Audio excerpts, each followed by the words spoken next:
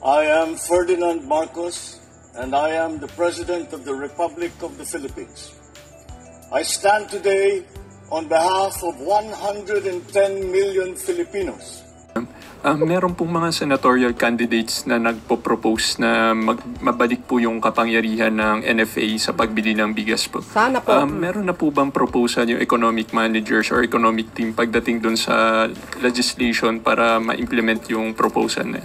Actually po, matagal na po nagkaroon ng proposal ang administrasyon para mabigyan po ng sapat na kapangyarihan ng NFA. Gusto natin ipabatid na kapag po nabigyan natin ang karapatan ng NFA na makapagbenta ng diretsyo sa taong bayan at makontrol ang presyo ng bigas, hindi po tataas ng ganito ang presyo ng bigas. Dahil sa kasalukuyan po, because of the rice tarification law, na ang author ay si Senator Cynthia Villar, ay ang nag-i-import po dito ay mga private companies. Yun ang sakit. Hindi po nahahayaan ang government na mag-import. Kung government sana through NFA, government to government, mas maganda po ang tsansang mabigyan po tayo ng mas murang presyo. Tama. Para po maibigay din natin sa taong bayan. Dahil dito sa rice tarification law, nawalan po ng kamay ang NFA. Correct. At pati po, ang pag-regulate ng presyo ng NFA ay hindi na po na ipapasatupad. Ang nangyayari po ngayon ng NFA, makakapagbenta lamang po sa Kadiwa, sa FTI, sa LGU. So yun po ang hindi maganda sa provision na ito. Kaya po noon pa po hinihiling ng administrasyon na magbigay po ng power, magkaroon ng amendments ang RTL patungkol po sa karapatan at authority at power ng NFA. Oo nga naman. Pero to ay hinadlangan po ni Senator Cynthia Villar. Patay ka ngayon. So kayo na po ang mag-research kung paano ba napapakinabangan ng mga importers. Alamin niyo na rin po kung sino ba ang malalakas mag-import ng bigas. Yun. Thank you, Yusek. Follow-up question lang po. May mga lawmakers na po kayang nakipag-coordinate sa Malacanang para i-push yung legislation at kailan po kaya balak ng Palas na i-push yung legislation? Sa 19th Congress or sa next Congress? Malamang sa next Congress na po kasi magkakaroon muli. Dahil nga po ito ay nahadlangan ni Senator Cynthia Villar. Magkakaroon muli, propose amendments para po magkaroon muli ng authority, power, and NFA. Ito naman po ay para sa taong bayan, para po ma-regulate natin ang presyo ng bigas. Kung may problema man po sa sinasabing NFA sa mga nagpapalakad, hindi po ba dapat ang tanggalin ay yung mga NFA na pinagdududahan, ang kredibilidad at integrity, hindi ang power ng NFA? Yun. Thank you po. Thank you, Yusek Claire. So yun mga kababayan, narinig nyo yung sinabi ni Yusek Castro? Oh, 'di ba sino may kasalanan? Kung bakit tinanggalan ng kapangyarihan ang NFA na magbenta sa publiko, si Cynthia Villar, dahil dyan sa RTL na yan. Oh, legacy ni Digong po yun. Oh, ngayon nakikita nyo sino may malasakit sa mamamayang Pilipino. Ngayon lang kasalukuyang administrasyon. 'Di ba? Sinong mas nakikinabang? Oh, yun. Yung mga private company. Di ba? Dahil diyan sa RTL na 'yan, pinayagan mag-import yung mga yung mga private company. Oh, correct me if I'm wrong. Ay nako.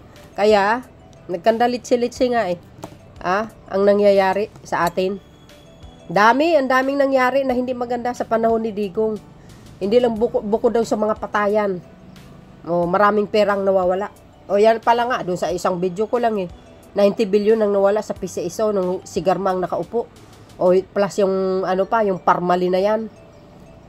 Ilang billion yan? 11 billion ba yan? Correct me if I'm wrong. Ang daming nawalang pera, guys. Tapos ito si Digong pa, nagbenta ng ginto, hindi alam ng mamamayang Pilipino. Kung hindi pa nakaupo si Pangulong Marcos Jr., hindi pa nabunyag yan. Ang laki ng bingginto na bininta. Tapos umutang pa. Oh, lumubo ang utang ng Pilipinas. 7.2 trillion plus. Saan kayo makikita niyan? Hindi man lang nagbayad ng utang. Oh. Kaya ito guys, basahin po natin. Ayan research nyo, Pilipinas Today. Agay. Nirisbakan ni Congressman Asidre. Si Manny Piñol. Pinayuhan ni House Assistant Majority Leader Jude Asidre ang publiko ngayong Merkulis, Abril 16 na suriing mabuti ang track record ni dating Agriculture Secretary Manny Piñol upang maliwanagan kung paano tumaas ang presyo ng bigas hanggang 70 kada kilo noong termino ni dating Pangulong Rodrigo Roa Duterte. Sa mga dyan, nagmamagaling. Sige. I-research nyo. Tingnan nyo. Ano na ngayon? Nga. Kita nyo, ayan 70 kada kilo. Kung makapagpuna kayo sa Marcos administration, malinis kayo. Di ba? Nung si Digong ang upo, wala, bagsak ang ekonomiya ng bansa. Di ba? Bagsak talaga. Ang kumita yung mga Chinese. Ay, sus Maria Joseph. May umasinso ba? Sa panahon ni Digong, wala. Yung iba nga project niya nga hindi niya natapos-tapos Si PBBM ang tagtapos. Saan kayo makakita niyan? Sadyang lang mabait ang Pangulo. Yun ang katotohanan. Ayan ang sinabi ni Congressman Jude Asidre. Ano bang track record ni Manny Piñol? Bakit nga siya nag-resign? Bakit siya tinanggal? Baka hindi niya nagagampanan yung trabaho niya bilang DA Secretary. I-research nyo na lang. In September 2018, the rice crisis emerged as a national issue tied to broader economic challenges. Inflation peaked at 6.7% that month. Goes. Grabe, ang tindi. Yan. Diyan kayo dapat magising.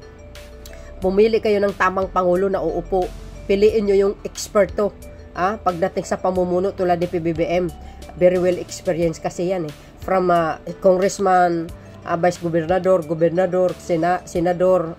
Grabe. Plus yung naging presidente ang papa niya. Naging parang nagmamasteral siya doon that time na yun Nakikita nyo paano pamumuno ng dating Pangulong Marcos Sr. Kaya dubli-dubli yung kanyang kaalaman, yung katalinuhan nyo, paano mamuno. Ganon dapat, di ba? Tuloy. The highest in nearly a decade, with food inflation among poor households even higher as the staple food of the Filipinos, rice was at the center at the crisis. Retail prices for well-milled rice in Metro Manila range from 46 to 48 per kilo, about 14% higher than the previous year ayon kay Asidre. Goes. Tingnan nyo guys pumunta kayo sa palengke nyo, tingnan nyo naman mga presyo ng bigas, kayo naman mura. Dito may 38, 37, 35, 40, 42, agay. Diba, mga beswa? Kaya, Mr. Manny Piñol, bago po kayo magsalita, sir, tingnan nyo naman, yung utang ng Pilipinas na iniwan ni Digong. Minana ni PBBM yun, Tuloy. Ito ay bilang reaksyon sa batikos ni Piñol na tumatakbo sa pagka-gobernador ng North Cotabato sa Administrasyon Marcos dahil sa paglubo ng utang ng Pilipinas sa 1663 trilyon. Talaga naman. Grabe kayo naman. Ano yung 16? 16.63 trilyon na yan. Kay PBBM lang ba yan? Mr. Manny Piñol, sir. Nagtatanong lang po ako. Yan po ay kay PBBM lahat yan? Magkano ba yung iniwan ni Digong na utang? Yung plus doon sa mga nakarang administrasyon. Agay. Pero sa lahat ng pinakamalaking utang na iniwan, walang iba kundi kay Digong. Umasenso ang Pilipinas? Mayroon ba? Ay, sus, Maria Joseph. Ang dami project ni Digong, si BBM ang nagtapos. Agay. Sabi ng GMA News Online, 119. Ang major projects niya, 12 lang ang natapos. Hindi kayo naloka. Ano ni Asidre, hindi sa panahon ni Pangulong Marcos Jr., sumipa ang national debt kundi noong termino ni Duterte kung saan nanungkulan si Piñol bilang kalihim ng Department of Agriculture which is ang DA simula 2016 hanggang 2019. Agay, sa mga panahong iyon, sinabi ni Piñol na umabot ang utang ng bansa sa 7.2 trilyon sa loob ng 6 na taon, nakatumbas ng pinagsamang inutang mula sa termino ni Pangulong Manuel L. Quezon hanggang kay Pangulong Benigno Simeon Aquino III na may kabuang 9 na taon. Ano na ngayon? Di supalpal ka ngayon, Mr. Manny Piñol. Totoo yun. Magkano? Research nyo yan. Kung di ako nagkamali, 6 trillion plus. Hanggang kay Panut yun. Nung umupo si Digong, nadagdag po yung 7.2 trillion. Kay Digong lang yan, kay Digong. Yung 6 trillion plus yun, ilang pangulo ang dekada, ang dumaan. Yun lang ang utang ng Pilipinas. Si Piñol, nakikita nyo kasalukuyang gobyerno, pero hindi niya nakikita yung iniwan ni Digong na utang. Alam nyo, Mr. Piñol, kung naninira rin kayo, ayusin nyo. Hindi lang kayo ang taong sa Pilipinas para hindi nakikita yung yung paninira nyo sa pamahalaan. Style nyo bulok. Talaga naman. Di ba guys? Alalahanin nyo mula nung umupo si Pangulong Marcos Jr., mga kababayan. Mula nung umupo si Pangulong Marcos Jr., nagbayad po ng utang yan 2023, 24. You see? Hindi po nagagawa yan ng mga pangulo na mga nagdaan. Yan po ang katotohanan. So kung 16 trilyon ang utang sa kasalukuyan ng Pilipinas sa pamumuno ni PBBM, i-plus nyo yung naiwang utang ng mga nagdaan na mapangulo plus yung 7 trilyon na kay Digong na 7. Sabihin nyo 13 trilyon plus. 13 trilyon. Di ba? Magkano ang inutang ni Pangulong Marcos Jr.? Sige nga. Si PBBM nagbabayad ng utang. Sige nga. Utang, bayad. Utang, bayad. Utang, bayad. Yan ang ginagawa ng Pangulo. Kaya ito si Mr. Piñol, mahiya-hiya kayo sa mga pinagsasabi nyo. Wala naman asenso Doon, noong ikaw ay namumuno, nung DA, naging DA ka. Dito guys, kung nakikita nyo naman din, kung napanood nyo, napakinggan yung sinabi ni Yusek Castro, sino ngayon ang pinakamas magaling mamuno? 'Di ba? Siyempre si Pangulong Marcos Jr. Ang daming kapalpakan nung that time na yon. Ngayon, dahil sinasabi nyo, nagrereklamo kayo, mahal ang kilo ng bigas. Panahon ni Digong 74 kilo. 'Di ba? Mahal ang mga bilihin. Kasi nga hindi marunong mamuno si Digong. Ano ba experience ni Digong? Mayor lang. Si PBM, very well experience. Alam na alam niya. Si Digong, tingnan nyo, sa war on drugs niya, palpak. Diba? Yung mga tulay, yung ibang tulay niya, palpak. Ang daming namatay, brutal. Ang daming perang nawawala. Sa Parmali, ilang nang nawawala. Saan ngayon makakita niyan, mga kababayan? 11 billion ba yun? Correct me if I'm wrong. Yung nawala yung pera ng 90 billion sa PSSO.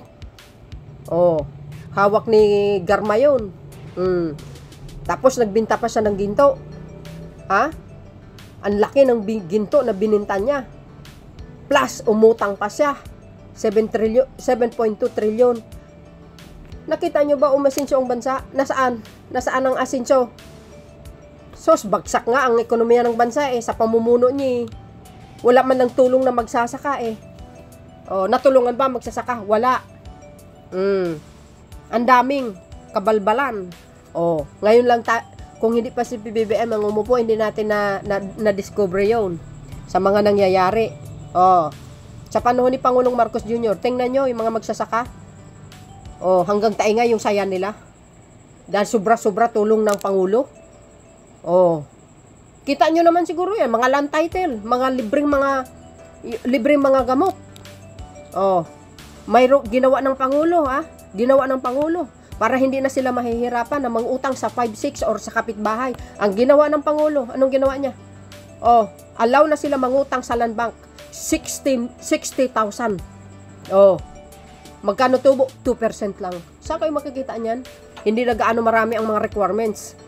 Oh, yan ang order ng Pangulo para sa mga magsasaka. Saan kayo makikita niyan? Mga lupa binigay na. Yung mga utang binayaran niya na. Oh, sa bawat lugar yun, sa bawat region. 600 plus na magsasaka. 57 billion pesos plus binayaran niya utang ng mga magsasaka. Saan kayo makikita niyan? Oh, sabi niyo nahihirapan ng Pilipinas. Saan banda? Kayo lang ang nagsasalita niyan. Kasi ang mga anti-Marcos kayo, saan kayo makakita? Kayo lang. Bakit? Paano yung sasabi naghihirap ang Pilipinas? Pumunta kayo sa mall. Tingnan nyo nga sa mall, punong-puno. Ibig sabihin, mayaman ng Pilipinas. Tingnan nyo sa kalsada. Diyan sa Maynila, traffic.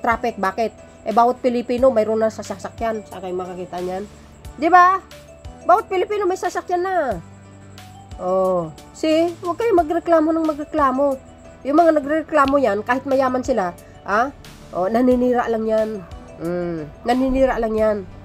Ang akala nyo kasi kayo lang tao, hindi kayo nakikita yung mga paninira nyo. Habang buhay pa kami, suportada namin si Pangulong Marcos Jr. Oy. O, ayan, si Manny Piñol. Binanatan ni Congressman Asidre. O, ayan ha, sa amin ni Pilipinas Today. Asidre kay Piñol, presyo ng bigas tumaas noong administrasyon ni Duterte. During Secretary Piñol in tenure, rice prices rose to levels that place a heavy burden. A very burden on the many Filipinos family. Oh, it's important to remember that the history, especially when public trust is being sought again. Sabi ni House Assistant Majority Leader Jude Asidre. Oh, ano yan? Mr. Manny Piñol. Bago kayo pa magsalita, tingnan nyo naman ang pinagsilbihan nyo. Kayo naman. Bakit ano nangyari sa puon mo? Nandoon sa ICC na kulong. Kasi palpak ang pamumuno. Lack of experience kasi. Dapat ang pipiliin nating Pangulo, yung magaling mamuno talaga. Pero yung mga bara-bara, naghari-harian, di ba? Oh. Kaya walang kwenta. So ngayon, makita nyo naman, unti-unti tayo nakikilala sa buong Southeast Asia. Fastest growth economy under the Marcos administration. Ang daming mga investors na pumunta. Bumaba ang inflation, tumaas ang employment dahil sa pagpupursige ni PBBM para mabigyan ng trabaho ang mamamayang Pilipino na jobless. Oh, mga investment, nagtatayo ng mga planta, yung mga produkto nila. Ay sos, Maria Josep, kayo talaga. Ako, bago kayo magsalita, titingnan nyo naman ang ginagawa nyo kung maganda ang inyong pagsisilbi before. Buti ba si Secretary, Teo Laurel, ng Secretary ng DE ngayon, ang galing niya. Ang galing niya mamuno. Grabe talaga, sipag So yun guys, ano po ang masasabi nyo dito kay Manny Piñol at saka yung si Cynthia Villar? Nakaw, talaga naman sa pool. Kasalanan nila yan. So yun guys, maraming salamat sa inyong watching. See you again on my next upload video. Bye and babush. God bless Philippines.